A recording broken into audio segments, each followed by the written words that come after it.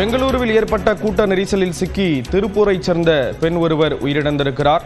இது தொடர்பான விவரங்களை வழங்குவதற்காக செய்தியாளர் செல்வம் இணைகிறார். செல்வம், விவரத்தை பகிர்ந்துக்கலாம். நிச்சயமாக ஸ்ரீராம்.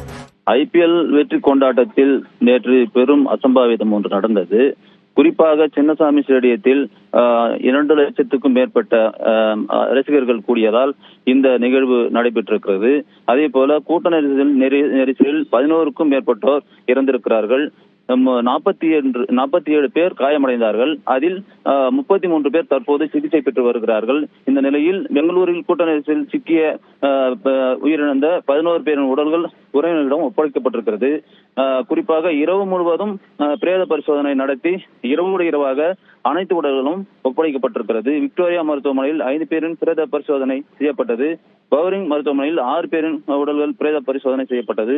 பூர்ணச்சந்திரா, பூமிகா, பிரஜ்வல், சின்மயி செட்டி, சகானா ஆகியோரின் உடல்களும் பிரேத பரிசோதனை செய்யப்பட்டு கொடுக்கப்பட்டது. அதே போல் அக்ஷிதா, திவ்யாஸ்ரீ, சிவலிங்கம், மனோஜ், தமிழ்நாட்டை சேர்ந்த தேவி, சரவன் ஆகியோரின் உடல்களும் பிரேத பரிசோதனை பட்டு கொடுக்கப்பட்டது. இரவு முழுவதும் உடல்கள் பார்த்து உறவினர்கள் கதறிய வண்ணம் அழுதபடி இருந்தனர். அதே போல் தமிழ்நாட்டை சேர்ந்த திருப்பூர் மாவட்டம் உடுமலைப்பேட்டையைச் சேர்ந்தவர் தேவி. இவரின் உடல் ஒப்படைக்கப்பட்டது. அவர் தந்தை உடுமலைப்பேட்டையில் உள்ள தனியார் பள்ளியின் தாளராக உள்ளார். இவர் நேற்று முன்தினம் நடந்த இந்த கிரிக்கெட் போட்டியை காண வருவதற்கு இருந்தார். அப்படி பார்க்க முடியவில்லை என்றதால் இன்று அவரை கிரிக்கெட் வீரர்களை பார்க்க வேண்டும் என்ற ஆசையில் நேற்று வந்தபோது இந்த சம்பவத்தில் சிக்கி அவர் உயிரிழந்திருக்கிறார். ஸ்ரீராம்.